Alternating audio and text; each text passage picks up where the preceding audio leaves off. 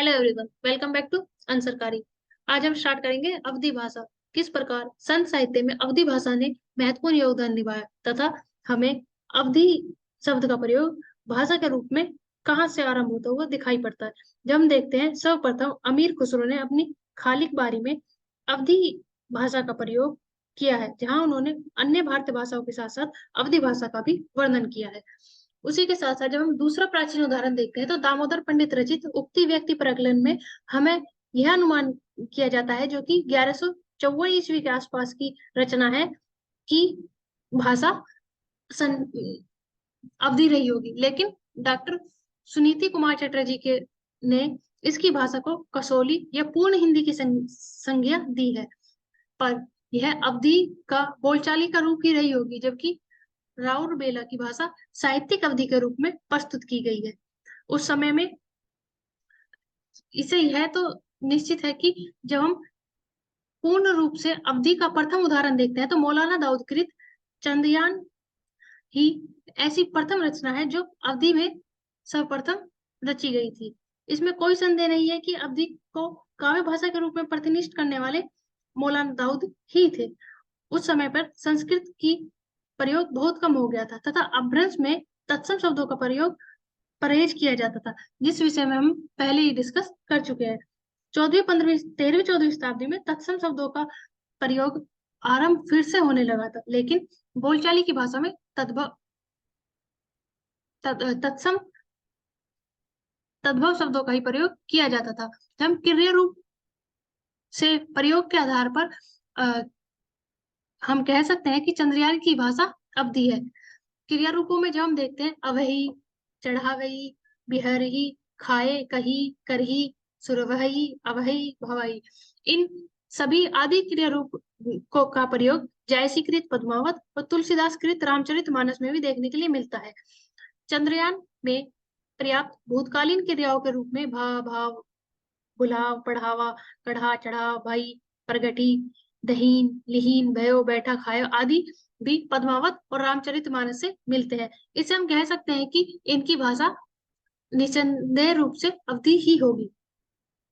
जनभाषा के रूप में तद्भव शब्दों का प्रयोग अधिक प्रचलन होने के कारण यदि चंद्रयान में प्राकृत और अपभ्रंश के देशज रूपों में ढले शब्दों का भी प्रयोग मिले तो इसमें कोई आश्चर्य की बात नहीं है।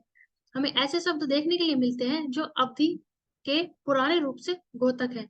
मुसलमान होने के कारण उन्होंने अरबी फारसी के शब्दों का भी बेहिचक प्रयोग किया है।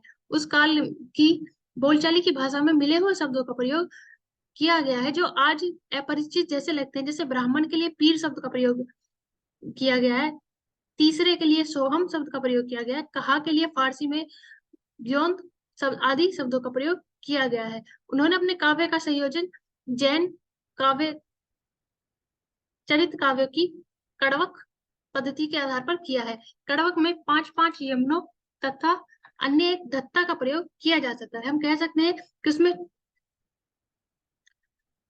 चौपाई और धत्ते प्रचलित है। चौपाई चौपाई मात्रिक सम छंद का एक भेद है।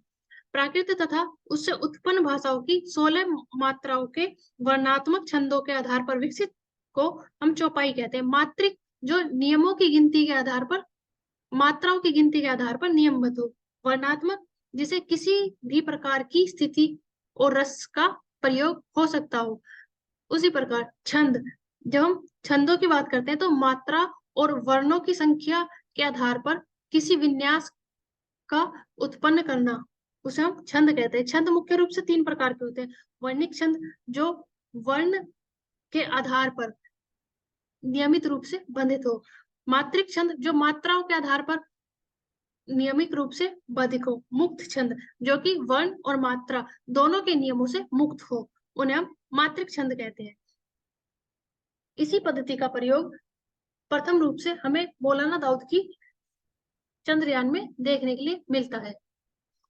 विभिन्न मात्राओं में आने वाले अनेक छंदों का प्रयोग अवधि के इन छंदों तथा कड़वकों में ढालने का प्रथम प्रयास दाऊद ने ही किया था। किसी भाषा को काव्य भाषा में परिणत करने का अर्थ है कि उसकी सृजनात्मक क्षमता को बढ़ा देना, जो कि प्रभावशाली कवि द्वारा ही संभव है। निश्चित रूप से मौलाना दाऊद एक प्रभावशाली कवि है जिन्होंने अवधि को इस काव्य भाषा की परिणति तक पहुंचाने में एक महत्वपूर्ण योगदान दिया है। अपभ्रंश या पुरानी हिंदी में चरित्र काव्यों में वीर और श्रृंगार रस की अधिकता होती थी तथा उसमें शब्द योजन, अलंकार योजन, गुण, रीति योजन का प्रयोग किया जाता था। उन्हीं की सृजनात्मकता को अनुकरण करते हुए मौलाना दाऊद ने चंद्रयान का प्रमुख रस, श्रृंगार और उसके पक्षों को संयोग और प्रलभ का मनोरूप प्रदान किया है, जो कि नायिका न्यायिका के सौंदर्य रूप का वर्णन अलग अलग रूपों में किया है।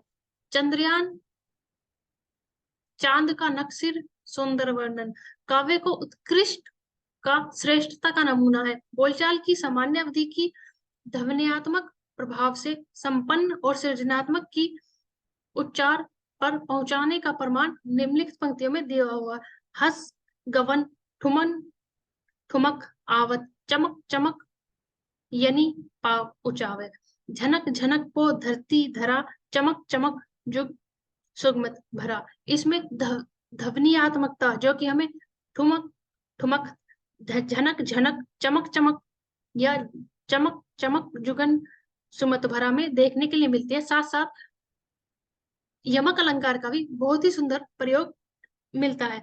उन्होंने इसी के साथ साथ नगर, बाजार, मंदिर, देवालय, रीति रिवाज, विवाह, खान पान सभी का प्रयोग पूर्ण रूप से किया है। तो हम कह सकते हैं कि सूफी संतों की एक मुख्य विशेषता मनोभावनाओं के साथ साथ प्रकृति का संयोजन दिखाना भी है, जो कि सहृदयता के साथ ही किया जा सकता है। यही विशेषता हमें ईश्वर दास में भी देखने के लिए मिलती है। सबसे अधिक चंद्रयान का वियोग वर्णन का कई स्थल है, पर जिसमें सर्वाधिक महत्वपूर्ण मैना का वियोग है, जिसमें इन्होंने 12 मासा के रूप में प्रस्तुत किया है। 12 मासा अलग अलग महीने में आने वाली ऋतुओं के आधार पर 12 मासा का निर्माण किया जाता है। इसी वियोग के कारण प्रकृति के सहचर्य में वियोगनी का मनोभाव की अभिव्यक्ति में कवि को अद्भुत सफलता मिली है। उन्होंने वियोगकर्ता की मनोदशा को मौसम के आधार पर या अलग अलग मास में आने वाली ऋतुओं के आधार पर उसकी मनोभावना को व्यक्त करने के लिए एक अद्भुत सफलता प्राप्त की है। चंद्रयान के 124 वर्ष बाद कुतुबन कृत मृगवती की रचना देखने के लिए मिलती है, जो कि सूफी काव्य की रचना का पता नहीं चलता, पर भाषा, काव्य, काव्य रूप की दृष्टि से कुतुबन कृत मृगवती चंद्रयान के परंपरा की ही कड़ी लगती है। पर उन्होंने अपभ्रंश के काफी शब्दों का प्रयोग इसमें किया है।